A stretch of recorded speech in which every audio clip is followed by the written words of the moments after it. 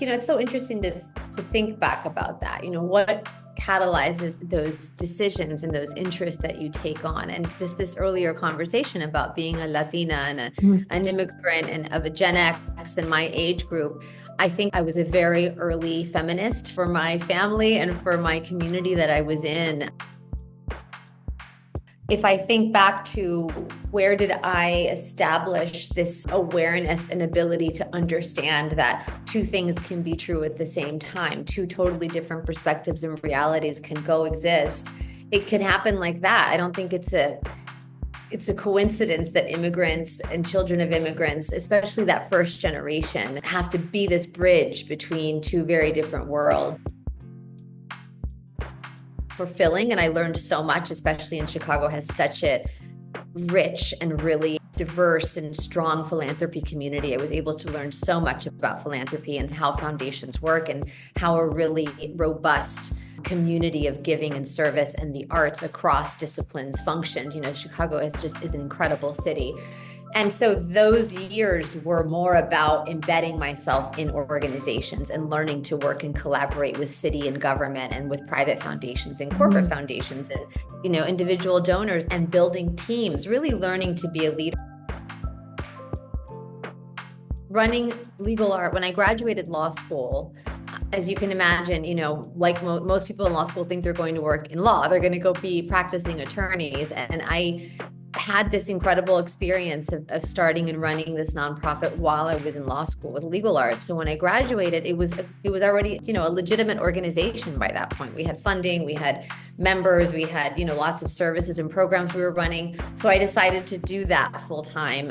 But I had other than having worked at Penn before law school, I didn't know anything about running a nonprofit. I didn't have relationships with funders or foundations, and I had to start from zero. And I think I tell young people oftentimes, if you can start companies when you're in college, when you're living off of loans or off of your family, if you're lucky enough to have a family supporting you, that's the time to take some risks like that. The Neurodiversity Network, and that's David Flink and his work from dozens of years now, bringing more awareness and understanding of neurodiversity and that this is not something holding people back. This is not a negative. This is in fact our greatest thinkers and our greatest creators in the world are neurodiverse. And so the two of them, to have them as now Elevate Prize winners, has been such a boon to us and to our community. But we owe a lot to CNN. They, along with so many other partners, nominate our applicants to us. So for your listeners who know incredible organizations who could be eligible, we open up nominations every spring, and we love getting nominations from all over the world, and we're issue agnostic. So we have, from people working with animals to vaccine delivery to education to food, science, and everything in between. Welcome to your journey to find true tranquility with the Tranquility Magazine podcast with your host, Jasmine Maya Rose. Today's episode features. You can find more information about Tranquility on our website, tranquilitymagazine.com. Today, I am so excited to have Carolina Garcia Jaram. She is a trailblazer in this space, determined to change the old and outdated narratives around philanthropy by making it more inclusive and diverse while creating a movement for social good rooted in democracy and activism. Each year, the Elevate Prize Foundation identifies and champions entrepreneurs and activists around the world, providing unrestricted grants totaling over $5 million in funding and services to 10 winners who are driving transformative change around the world. By creating the world's first fan base for social good, Making Good Famous believes in motivating more people from all walks of life to do good and create positive change. She is the daughter of Cuban refugees. Carolina is born in Spain and grew up in the suburbs of Orlando. In her undergrad, she spent over a year traveling in India, where she truly found herself and had the opportunity to work and be with spend time with Mother Teresa, which planted the seed of lifelong public service. It's an honor to have you. I'm so excited for you being here today. And my first question is always, what is your current mantra or state of mind? My current state of mind, and it's something that came to me from one of our Elevate Prize winners, the wonderful Sonia Passy, who runs Free From. We were together. We've been together a lot in the past few months. We were together at the Sundance Film Festival in January, and she said something on a stage actually that had such a profound impact on me, which is that if we don't make the important interesting, then the interesting will become important. And it's a really profound idea if you think about like what takes up our energy, and the idea that what the energy that we are putting out into the world just creates more of the same, right? Perpetuates the same kind of energy. And so if we're not making what we believe important, interesting in our lives, if that's not what we're spending our energy and time taking in and seeking out, then the things that are given to us, whether it be from social media or our work environment or whomever else, that's what's going to become important in our lives. Interesting and then important, if that makes sense. So that concept has really stayed with me, especially as we lead a foundation that's all about mainstreaming ideas and impact leaders. How do we make them more interesting? Because the work they're doing is no doubt important and critical. Yeah, it's a very great, expansive idea to kind of wrap your head around the importance of things in people's tiny spaces of their life and what resonates for them and what makes an impact, and how do you dive deep for other people to kind of impart those interest and inquisitive nature to figure out, because for the most part humanity is just hooked on social media for funny humor or small like elements to distract themselves from their own well-being or their life. But for the most part, these deep moments that you're imparting are also meaningful about the human condition and being alive, awake, and aware. Right. And truly, we just had an incredible neuroscientist at our annual gathering here, the Make Good Famous Summit, who was telling us about the ways the brain works, right? The thing, she calls it a flashlight, and we only have one flashlight. This idea of multitasking is really kind of misunderstood. We don't truly multitask. We drop something and we do something else, and then we've lost the connection to that first thing. So the flashlight only goes to one direction at a time. And where is that attention? Where are you putting that attention? And I think in a world that's constantly pulling us in so many different directions, to almost take stock or audit, where is it that you're putting your energy and attention? Because that is undoubtedly perpetuating more of that. That's what's becoming more interesting to you over time. So just thinking a lot about that and about where I'm putting my time and interest.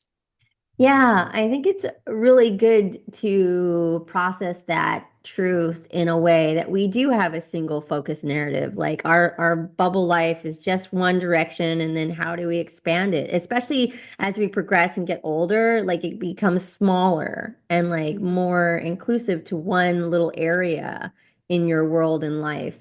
But expanding on that and just being open to kind of figure out other things that are calling points of how you can make an impact and what you're doing. So start everyone on the beginning of your journey. So your parents are from Cuba originally, and you had the honor to go to and born in Spain. What was that like to kind of be in those different spaces for you and your upbringing?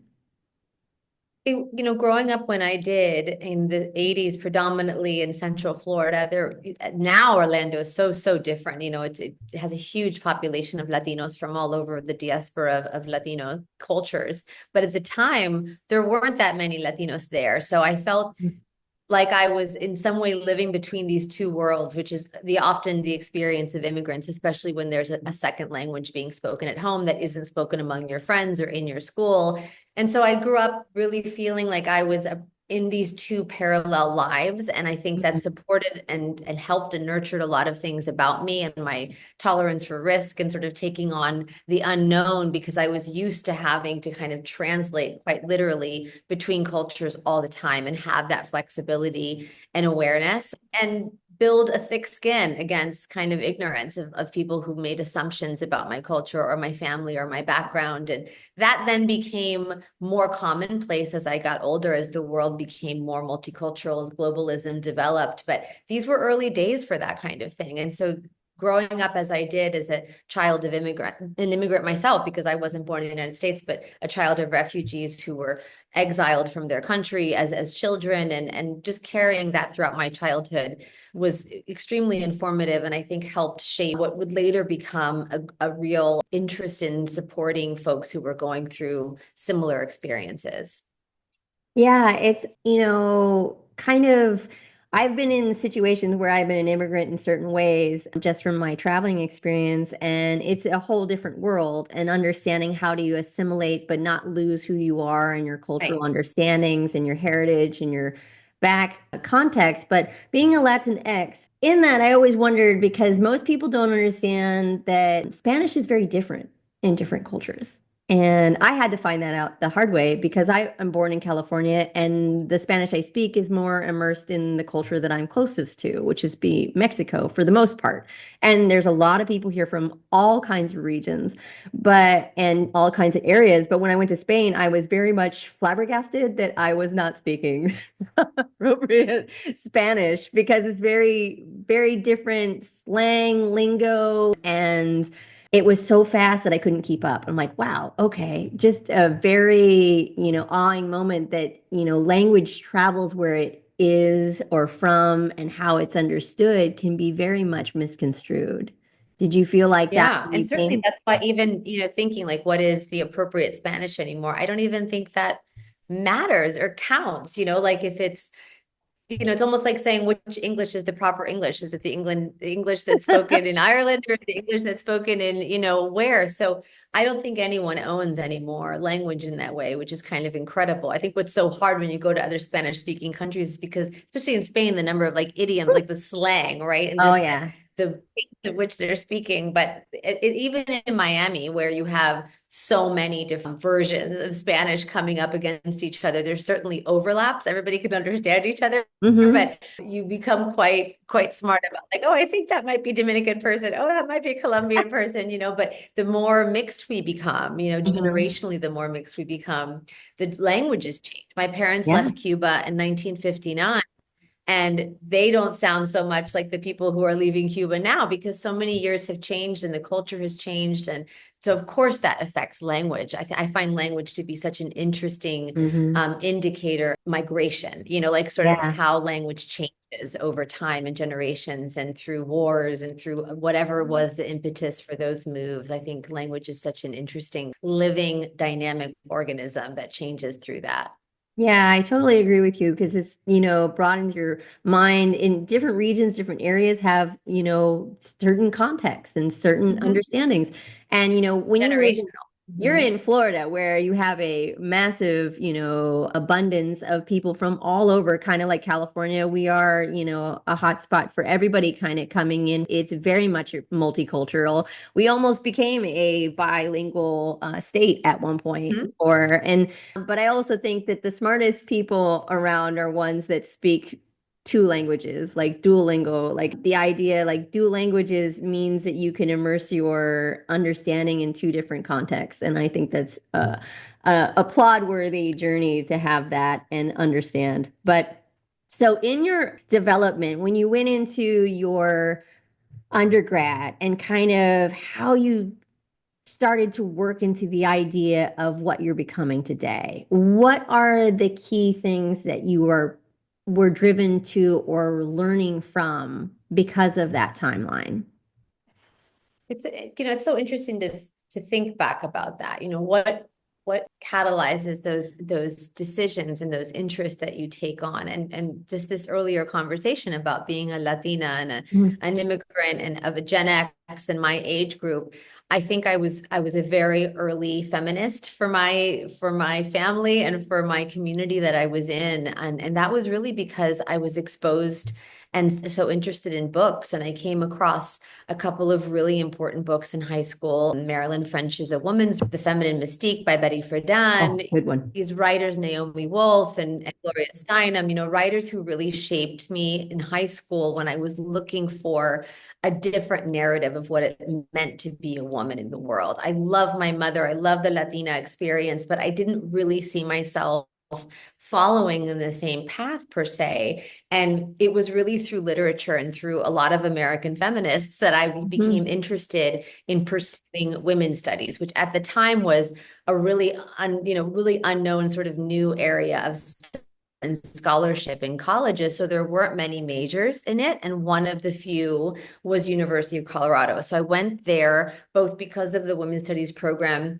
but also because I'm a poet at heart. And they had, this incredible rich history in Boulder of writers with the Naropa Institute and beat writers. And so I was really attracted to sort of that identity of Boulder as sort of this like counterculture revolution, sort of feminist and hotbed of intellectual thought and writing. And I loved it. It was a great experience. But after a couple of years, I wanted to push it further and explore further. And that's how I ended up going to India. That was a program through University of Wisconsin, actually, because they had the program. Again, there were very few women's studies programs for study abroad available anywhere in the world. So India was one of the few, and I had a deep love of that culture already, having grown up with a lot of friends who were South Asian. And then, there began the journey, but it was so much rooted in that experience of being a Latina, being raised in the South, being of my generation, and wanting to break free of a lot of expectations, I think, that were placed on me and on women in general at that time. That now looking back, I can think of those couple of really pivotal things and understand how important these tools and resources are for young minds, because it is so, impactful to get exposed to certain people and when you're that age, because it truly is, it sets down the little breadcrumbs of what will be the path that you take for your life. Yeah, especially when you're really young, you don't know who you are yet. You don't get to, anything that's really you until you're 25. So all those little moments that you're just kind of already starting you in a path that you don't even know that will direct you to become, but also, expanding your awareness, being in a different country and different understandings of what you can become. America has that idea that you can become anything you want. And also your parents want you to do better than they did. Like anything they want, and like, they want to expand your abilities and your access to things that maybe they didn't have. And Right. also kind of breaking the norms from cultural understandings and traditions is a very hard step from, either if you have parents that don't agree or family members that kind of are questionable about that. Being a woman is a very, interesting concept, especially at that time period. Where is my Yes. truth? Where Yeah. am I? How do I have value? How do I have worth? How do I impart what I am to make a difference? So, and all And those. I think too, if you think back, like if I think back to where did I establish this awareness and ability to understand that two things can be true at the same time, two totally different perspectives and realities can coexist. It could happen like that. I don't think it's a coincidence that immigrants and children of immigrants, especially that first generation, have to be this bridge between two very different worlds, and how that then shapes the way they think for their whole lives. It's I'd be curious to like see studies around this, because it is a really unique experience. Yeah, I think it's also just, being open to other alternative ideas and just, moving with the Yes. change, because Yes. sometimes you don't have your foundation if you were in another place where your family is more adapted and now you're all Right. together in a different area. You're like, "Oh, what is this? What am I doing?" So That's you right. you did two things in your undergrad. It says you're a chef and a legal. So you have to talk to me about the chef element because I want to know, like, so what guided you that direction? I'm sure What you have happened a love there? for food. Well, again, growing up in a family of incredible chefs, just so many great cooks in my family on both sides of my family. And my senior thesis project in college was to create a cookbook that told the story of migration through food. So I traveled all over Spain and in Miami, where a lot of my relatives had come after Cuba, and then, how different cultures have married into the family. My uncle married a Swedish woman. There was all kinds of different cultures that were introduced also through marriage. And I was just very interested in the time about, and this was also early days, this became much bigger of an area of study afterwards, but this idea of like food as anthropology, like the study of food as culture. And I was very much interested in that as I was finishing my undergrad. So after I graduated, I went to work for PEN, this amazing international nonprofit that supports writers and First Amendment rights around the world. And I was making next to no money because it was New York City, and I had gone to cooking school because I thought maybe I wanted to be a food writer, a food anthropologist, something in that space. So I went to a James Beard cooking school in New York City, and it was like a master series or whatever, really to become a writer, but had a chef's training. So when I went to go work and making next to no money, we were also doing incredible parties for like anyone from Toni Morrison to Ron Chernow, the biggest writers of the day were all involved with PEN.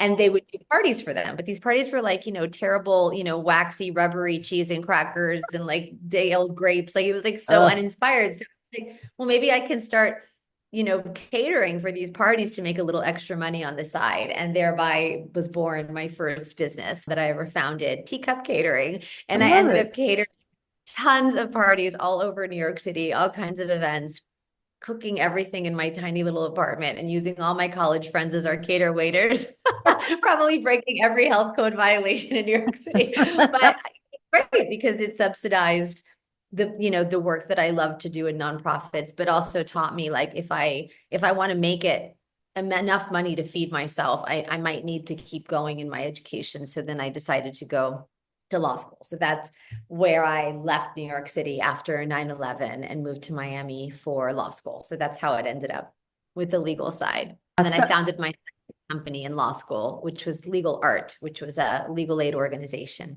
for artists. Yeah, so much different things, but also I love the fact that like you were talking about food. Food is really the root of all things in a lot of things. So it's like I go two different directions for me personally. It's music and food. They are the ultimate understandings of cultural integrations, our connection with food and our connection with music. It's like movement, but also how we sing and how we get excited about life.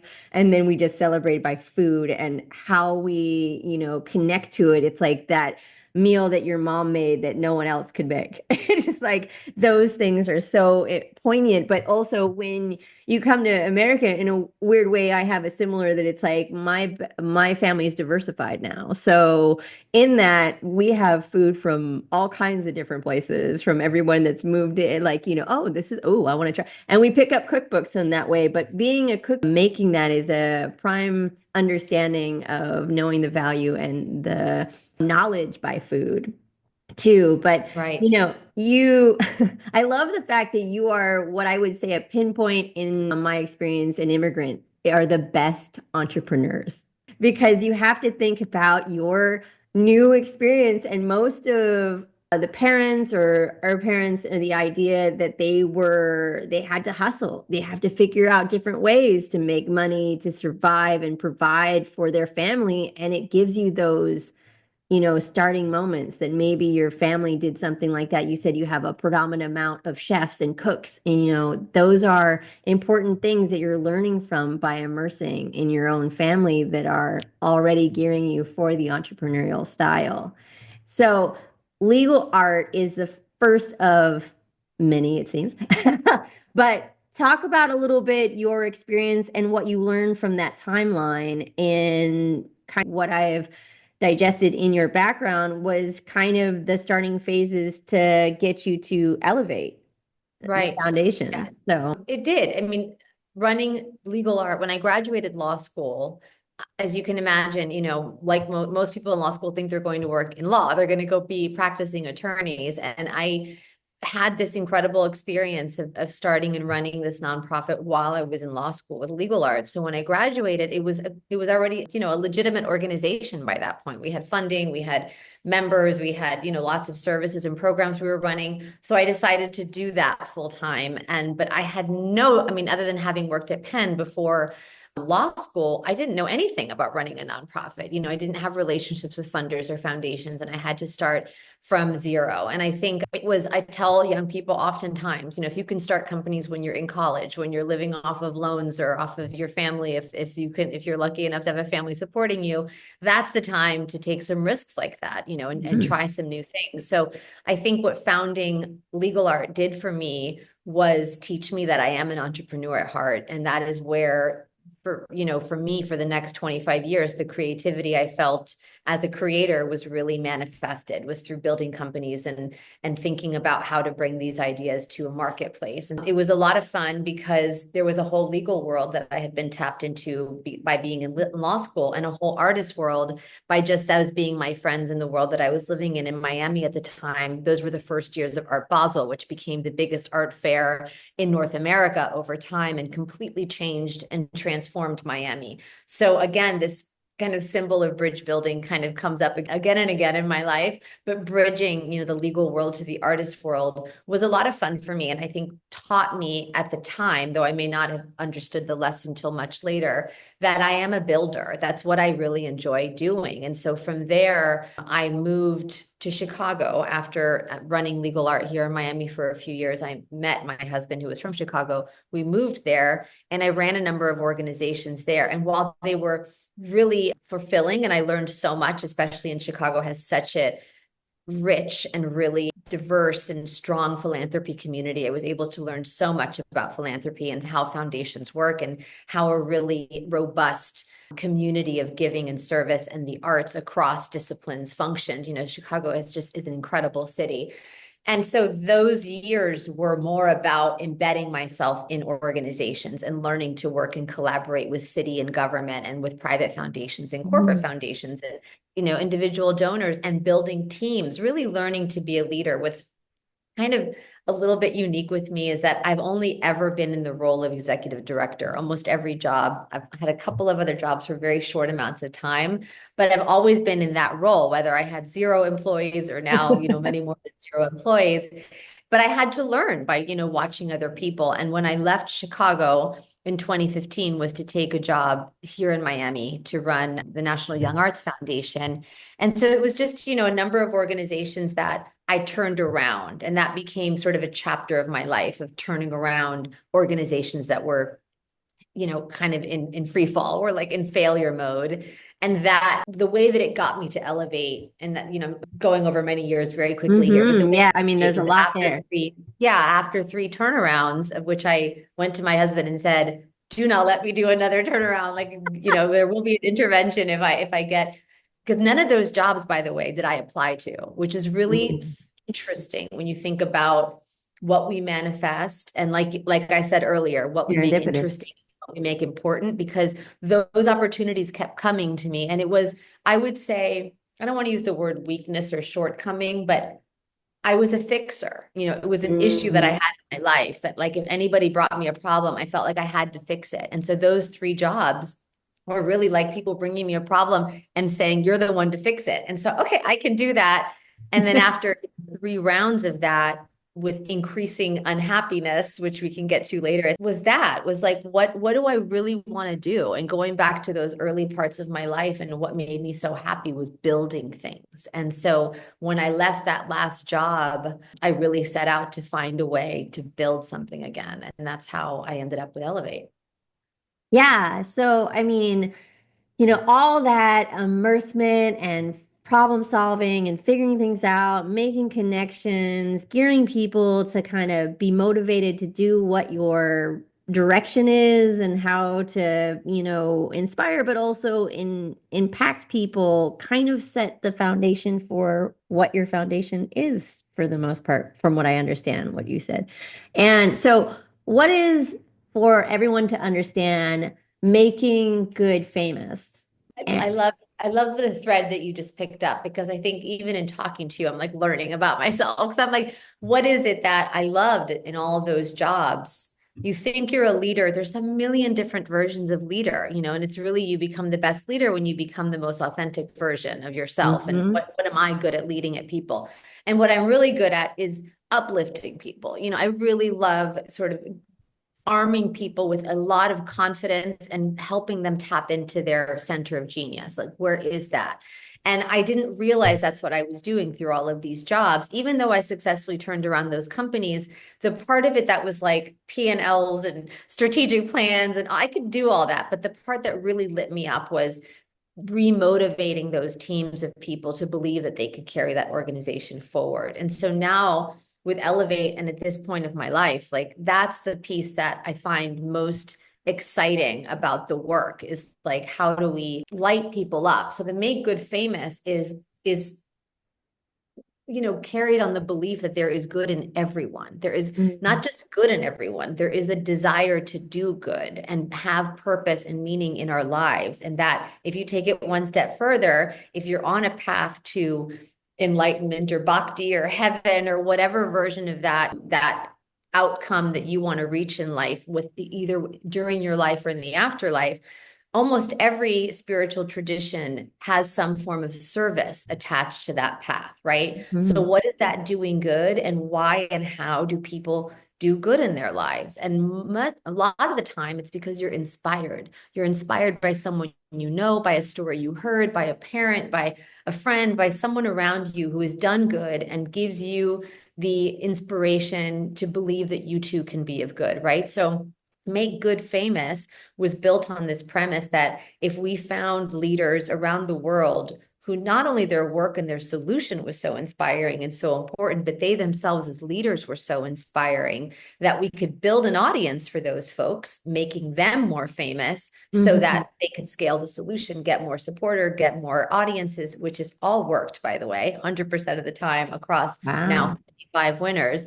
But that second piece would kick in, where that audience of people, now in the many, many, many, many millions who have, interacted with us through being on TV or in Time Magazine or CNN or any number of outlets, that those folks then feel that inspiration to say, Hmm. good is what I want to follow. I want to know more good in the world. I want to understand more about the role of good in my life and the role of good in my community. That is why we Make Good Famous. And it was a bet that we took, largely, Joe and I, our founder, almost 6 years ago, that people wanted more of this. And it was so Hmm. prescient. I mean, if you think about the fact that we started Elevate in August of 2019, Wow. okay? So Hmm. by March, we launched the prize. We were about a week out of shutdown for COVID. Yeah. And tons of applicants. We did this in partnership with MIT. So they had a great network around the world that really advertised that we were doing this prize. But right away, we understood that the world was desperate for more good news, more good Hmm. stories, more inspiration, and pathways and avenues to find that information. And so we knew that this idea of building the first, what we called global fan base for good, Hmm. had so much potential. Wow, though we had no idea how successful we'd be. But that is the essence of what we mean by when we say Make Good Famous.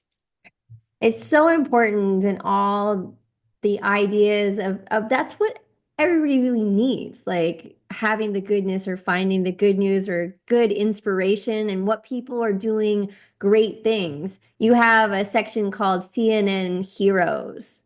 And talk a little bit about maybe a story or two that you got from one of your winners or one of your acknowledged candidates, I believe. Yeah, CNN Heroes is an incredible partnership that we have with the CNN Heroes program, which has been around now, I think, 18 or 19 years. And was one of the original inspirations for Elevate, actually, because our founder, Joe Deitch, was such a fan of that program. And as a self-made guy, he wanted to invest in other entrepreneurs. And he was so inspired by the ones he'd learn about at CNN Heroes. Fast forward, we now have the foundation a couple of years. We reach out to the producers of the show and we forge what becomes a really wonderful partnership with them, where we provide financial support to the winners, but we also take them through our marketing and through much of the program that we do for our winners, and we bring them to our annual convening And a couple of those CNN winners who tend to be more grassroots organizations, they have become Elevate Prize winners. So creating this pipeline where we help them grow so that they then become eligible for our bigger prize, the Elevate Prize. And so one of the winners of this year, well, two of our winners this year were CNN Prize winners previously, Richard Casper of Creative Vets in Nashville, which is an incredible solution. This is a veteran who in war was hurt, almost died a number of times, came back with a traumatic brain injury and a deep depression, and turned that depression with art, through music, as we were talking about before, as his salvation. It really saved his own life. And he created this program that has gone on to help hundreds of veterans through writing music in partnership with some of the biggest musicians known in the world, especially in country music. And then the other winner is the Neurodiversity Network, and that's David Flink and his work for dozens of years now, bringing more awareness and understanding of neurodiversity, and that this is not something holding people back. This is not a negative. This is, in fact, our greatest thinkers and our greatest creators in the world are neurodiverse. And so the two of them, to have them as now Elevate Prize winners, has been such a boon to us and to our community. But we owe a lot to CNN. They, along with so many other partners, nominate our applicants to us. So for your listeners who know incredible organizations who could be eligible, we open up nominations every spring, and we love getting nominations from all over the world. And we're issue agnostic. So we have, from people working with animals to vaccine delivery to education to food, science, and everything in between. Oh, I love it. I think it hit home for me on the two that you picked. I have a TBI, which is called a traumatic brain injury. And so, the inspiration that happens, people always ask me if I learned some like magical thing when I was in a coma. I was like, not really. I wish I was like a piano influence, something like that. But some people do.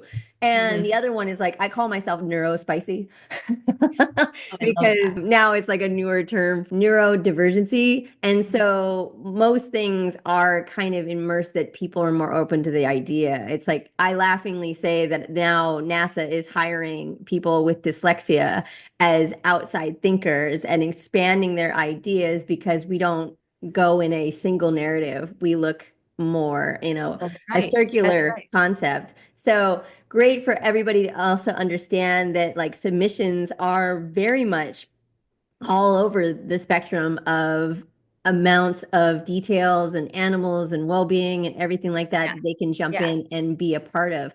So you have, if I may be wrong, there's other, you said from the CNN to the Elevate. Is there one more that I'm missing in there? Oh yeah, there's two other prizes that we do. One is called the Catalyst Prize, the Elevate Prize Foundation Catalyst Award, and it's a mouthful. That award designed for people who already have established themselves with an enormous amount of fame and have chosen to use that platform and that fame to do more good in the world. So we've been super lucky to work with partners like Michael J. Fox Foundation and Matt Damon. We recently gave it last year to Dwayne Wade for his work around trans youth rights in support of his own trans daughter. And then we just recently gave it to Sesame Street. So this is a much bigger, it's a big cash prize. And then we also co-create content with that winner in order to, again, make good famous. We pair them with our winners, and the Catalyst has been a wonderful way to do that. And then our last award that we give every month, and this is a great one for your listeners also because it's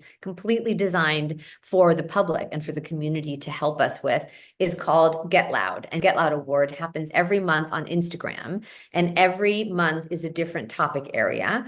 And all you have to do to nominate an organization, let's say it's in food insecurity or, youth sports or whatever it is just tag the organization that does that work anywhere in the world. And within a few days, we do all the due diligence and the magical team that I have here, and we select one winner, and they get $25,000 unrestricted out of the blue. And it was nominated by their own community. So it's a great way, and we get thousands of nominations. It's about to open again next week. So that's a great one for folks to tune into.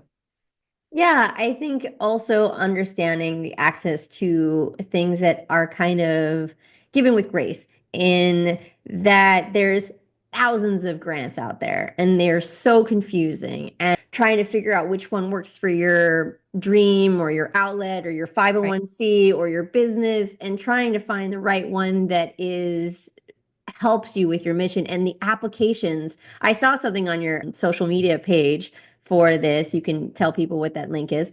And they were talking about the fact that despite the fact that there was so many applicants does not derail the opportunity that you can still apply, because most people get inundated by so many applications to one grant. Am I ever going to win? Is it not like, am I good enough? A lot of tools and resources for applicants to make sure this is the right application before they take all the time and resources to apply. We have this amazing man on our team, Alex Rosales, who works so closely with applicants and does doctor's hours with all the applicants and all their questions. And we really do want to make sure that applicants know that this is the right fit. Because you're right, it takes a lot of time and you want to make sure, it's the right award for you. Yeah, but also right now it's just like more people need access to grants with the way Yeah, it more than is, ever. and the way the world is kind of turning in a way that, all these things that Sesame Street, a prime resource that I loved as a child. And so we still talk about Sesame Street forever as a child. I'm a PBS kid. Like that's the kind of Yeah. access to TV Yeah. that we had. Me So, too. Exactly. we didn't have the whole like, all the applications that we have now and like all the other things. We had like 5 or 6 channels and that was pretty much it. And Yeah, those exactly. things are also important and have value, but also understanding that it's getting more expansive on people's creations and what they're trying to pursue. And don't feel like you're alone in that journey, that there's resources. There's resources, but it goes back to the Make Good Famous, and why our model is so unique and so uniquely powerful is because most organizations, especially those based in the United States, but all over the world, they most of the funding they receive is restricted. And so restricted funding means it can only be used for certain purposes, which sounds pretty obvious. But the problem with restricted funding is that almost all of your overhead has to be under, about in best practices, under, let's say 14, 13% of any overall grant.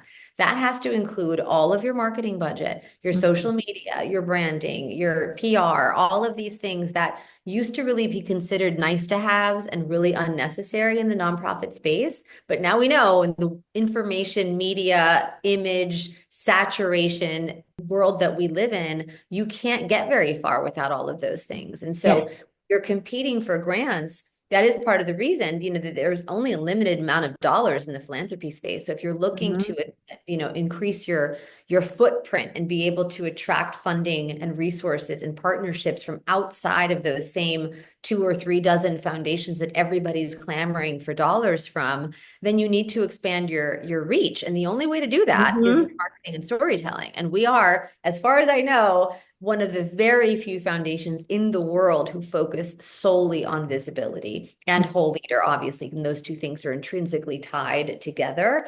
That I can't really emphasize how important that is to what you were talking about in terms of the limited resources. That may only continue keep shrinking, especially in the the current climate that we're in. And so the nonprofit sector must, and the philanthropy sector must, understand that the marketing piece, the storytelling piece, the visibility piece has to expand in terms of the number, or increase in terms of the number and percentage of your overall budget, if you have any hope of expanding your reach that way.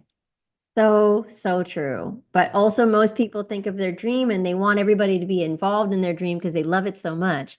And then branding and marketing is a gear of a prime understanding of how to get people involved and want to be a part of it and understand it and how it works. Because most people that are novice entrepreneurs kind of lost in my idea is this, and this is what I want, and this is, but where are you going to reach these people? How are you going to get them a part of your community? How are you going to get involved? And then how are you going to expand their ideas? They're like, yeah, I want to do or help with that. Like, so having the reach and all of the access that your company has is also like a holding hand moment that will help you with that journey. So making that available? Because most people think about an idea, they got that whole thing down, but that marketing and branding is so important. And the storytelling, right? And what's Mhm. appropriate for each leader. What we do is really tailored to each particular leader. So we might have like a winner who, is an Afghani refugee who started an organization for refugees, especially around mental health. So we helped her get an op-ed in Time magazine after the Taliban taking over again in Afghanistan and the devastating effects to young girls in Afghanistan around education. So that was what was so appropriate for her. Another winner I was on the Drew Barrymore show with, so it depends on where does that story going to have the biggest impact for that Mhm. cause and that issue area and reach the audience it needs to reach. Because telling one story to everybody isn't going to help. You have to segment the audience in the moment and match it to the opportunity, the winner, the issue at that moment that's going to resonate the most for that organization. So we have an incredible team who does that. And we assign to each winner of the Elevate Prize winners a managing consultant who helps really oversee all of the sort of back end of running the organization. Do you need help with a better board of directors? Do you need a strategic plan? Do you need legal advice, et cetera, et cetera? And then her counterpart, which is all the visibility piece, who helps on a campaign or if they have a book coming out and this kinds of things. Speech writing. You couldn't imagine how important speech writing and public speaking is to helping grow a lot of these folks who that's not their background. They might have gotten into this work for any number of reasons. And so I find it extremely exciting because we're seeing the impact of it very quickly because like I said, they had just never received these kind of resources in the past. And in January, I started out by talking about Sundance because we were at Sundance launching Elevate Studios. And that is we've been in the business of content creation and storytelling since day one, but Elevate Studios propels that mission and that work forward by doing a lot greater level and amount of investment and creation of original content. And we've been growing our YouTube like crazy. So I invite your listeners to visit us there. We just got over 100,000 subscribers on YouTube, and we launched with an amazing series called Nevertheless, which will be debuting its second season next spring, and a lot more content to come there because these stories, they have to be what our winner Bing Chen calls nutritious and delicious. I always say you have to put the broccoli in the brownie. We can't, even those of us who care about impact and care so much about these issues, at the end of a long day, do you want to go home and watch a depressing documentary about climate change? Like it's probably too much. Even for those of us who care. But if you bake it into a comedy, bake it into like a novel. So you have to use the tenets of great storytelling to push culture forward. And that's what's really exciting about the work that we're doing now. Oh, I love it. It's also just so important to understand these different steps to, evolving what you're growing in your business model or your 501c or your, idea, which resonates to your storytelling. Who are you? What are you? And I used to say all the time, because this comes from a person like yourself that is practiced public speaker. And in that, know your audience.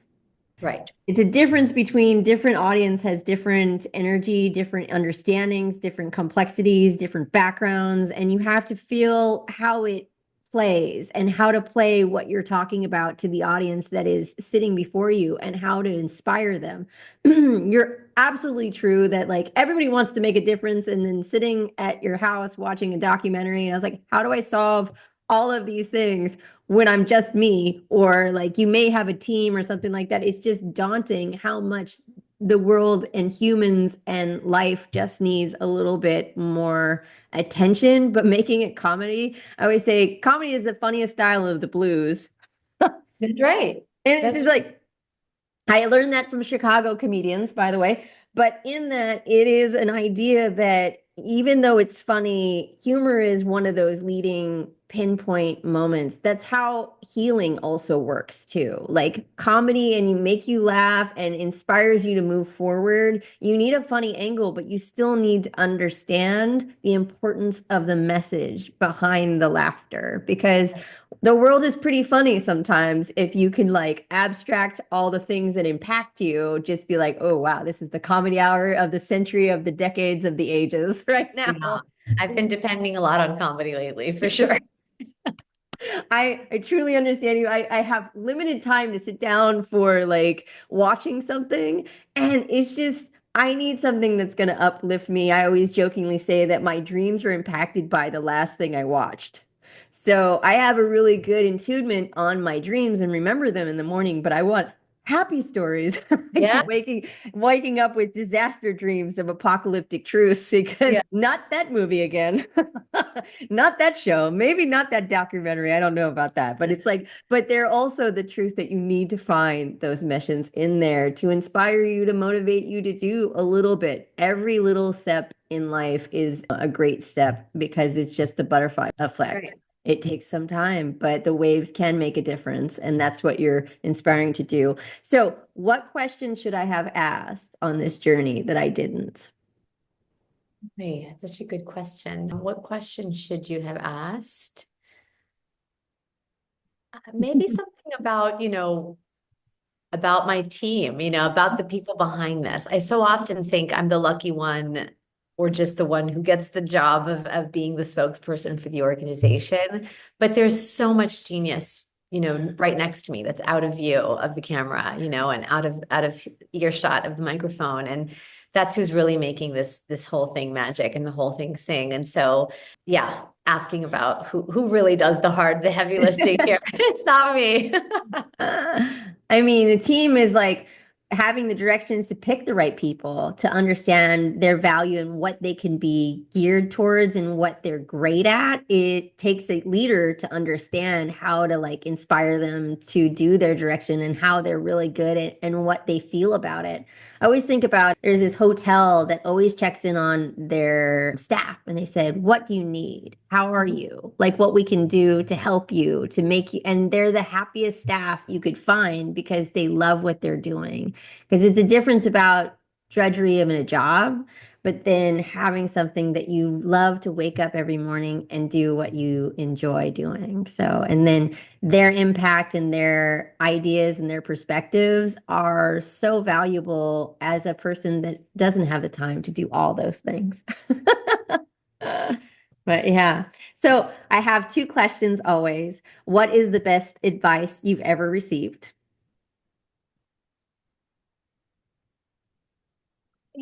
It's an interesting word, the word advice, because it's hard for me to think of like any one piece of advice. I think though, what changed so much for me was when Joe, our founder, Joe Deitch, about a year into the job, he knew that I had been quite unhappy with the job previous to this one, and that I went through a lot of work to kind of untangle why that was and what I wanted to do differently this time around. And about a year into it, he said, "I know why you're so happy now.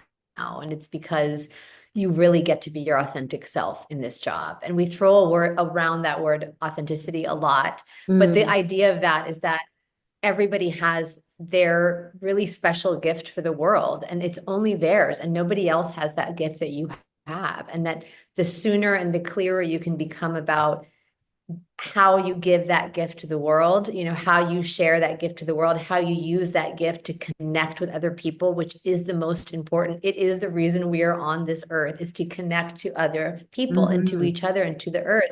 And so the advice to me that made them, for me, it was advice and it was permission. It was an opening. It was an invitation to say, keep going into that direction of who you really are. And that's how you're going to find the greatest success for Elevate. And he was right. He was right. And from there, really, without having yet the words, the idea for a whole leader emerged from that, because that's what I want to bring for people. That's what I want to inspire is wholeness for all of us, to bring our whole selves into the work and to take care of our whole selves and to have awareness of our whole selves and to just invest in being whole and what that means. And so that advice or moment was, I can picture the day, I can picture where we were sitting, like it was a really pivotal moment for me. And I am so grateful to work for him for that reason.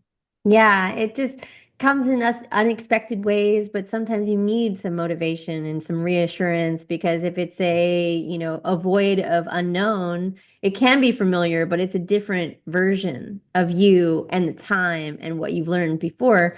And also being vulnerable takes courage and being authentic and being true to yourself to expose that to a lot of people is very dangerous dance that you're like, yeah, It's going to be okay. Right, it is. Yet you are the expert of your own making, right? Like Mhm. nobody has the path that I have. Nobody has the path that you have. You have a level of expertise based on your own story. So how do you share that with the rest of the world and overcome, like you said, the fear of, is it good enough? Is it ready? Am I smart enough? Like, will anybody care? Like everybody will, you'll find it, it's overcoming that, and also the ego of like, everyone's going to care. No, it's some people will. And so find your people, make your space. And so if you can tap into what it is that really lights you up, you'll find that sooner. So as a leader, that's what I most love to do, is to create those conditions for the team that I get to work with every day, and also inspire that for the many teams we work with through the prize. Yeah. You touched on this a little bit before. You mentioned it just recently, but you can pick another one if you thought of something else. But what is the biggest takeaway from the hardest lesson you've ever learned? The biggest takeaway for me was that you will keep getting the same lesson. You will keep getting the same painful, wall in your face until you start really examining why it's happening and where it's coming from, and getting out of your own way in a way, not blaming external forces or circumstances, but that there's something energetically in you that's recreating that Mhm. situation or that reality, right? And so that painful lesson, after I had received it numerous times, was to stop and completely change my surroundings and completely change my circumstances. I called it my year of yes, which really meant for me like doing things, trying things, meeting people, getting out of my comfort zone so that I could rewrite the script. And it worked. And it brought me back to a space of opportunity and openness and possibility, which is my comfort zone. I like the unknown. I like building things. And I think that painful lesson was just, I'm not a person meant to pick up somebody else's path and take that path. If the path before you is clear, it probably is not your path. And so I Mhm. think that's why I kept running up against things, was that I was falling in, thinking I needed certainty when it was the uncertainty that was the most exciting to me. So it was really changing the script. It was really taking that painful lesson and saying like, just change it all up, change all of your circumstances and see what happens. And it was a really important moment for me, for sure. And again, it's when I met Joe 9 months later. I didn't even get to have my full year of yes, because I met him at month. Sometimes it's just, when you're not looking, they fall in your lap. But also the idea of being open to changing your life, your view, your perspectives, because we're all guilty of the same thing repeating itself with what we're familiar with, and then expanding to not be familiar with our reactions to the same thing appearing over and over again, to change how we view it, how we deal with it, and how it impacts and affects us, is very much like a true moment for most people, even having the courage to be aware, to see Mhm. it, and to do something about it, because most people hate change. Right. And it doesn't, I think what people really many times resist about that is that they think there's supposed to be some big epiphany, and then post Mhm. epiphany, everything changes. But what we know and understand about most of this work is that they don't call it a practice, there's a good reason, right? Like this is something like any sport or any artistic practice. You have to constantly be tuning the instrument. You have to Mhm. constantly be strengthening the muscle. And so for me, that's meditation and yoga and the community of friends that I keep around me. It's a number of things that I have to be sure is nourished and apparent and abundant in my life, so that I am the leader I want to be. I'm the mother I want to be, the wife, the friend, the daughter that I want to be. But it's not like, oh, I had this terrible thing happen. I had my year of yes. And then guess what? Like I never had a, doubt again. I never had an anxious moment again. Not at all.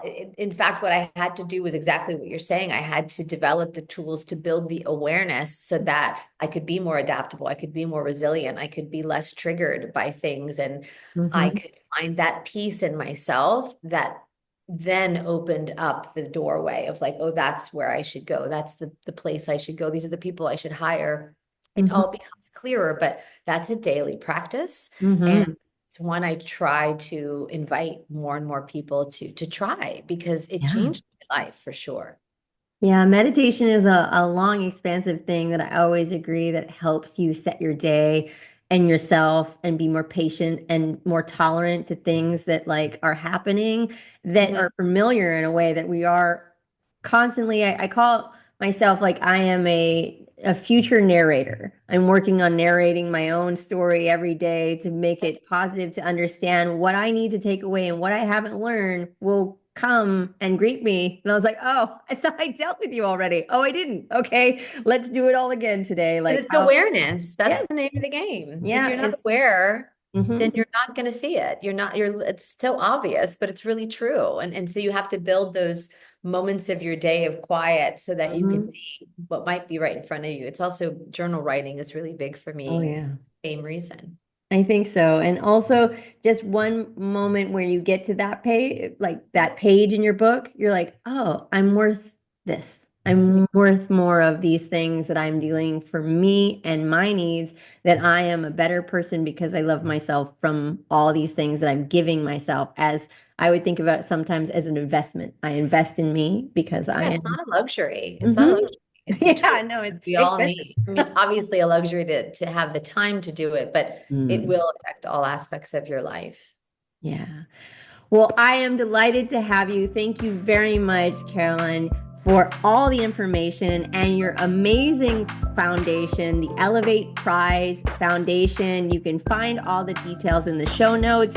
Please get involved. Find her on social media, find her on her website below. Get involved, making good famous, and be part of it to inspire you, or send it to someone else that you know that is creating something that needs some help and some roots and some foundation to excel and be great at. Thank you very much for your time. I'm so Thank appreciated to you. have you. Thank you so much for having me. Thank you for tuning in to the Tranquility Magazine podcast. Please subscribe and add your questions to our Q&A. We want to give a thank you to our team for their effort in creating every episode and our content at tranquilitymagazine.com.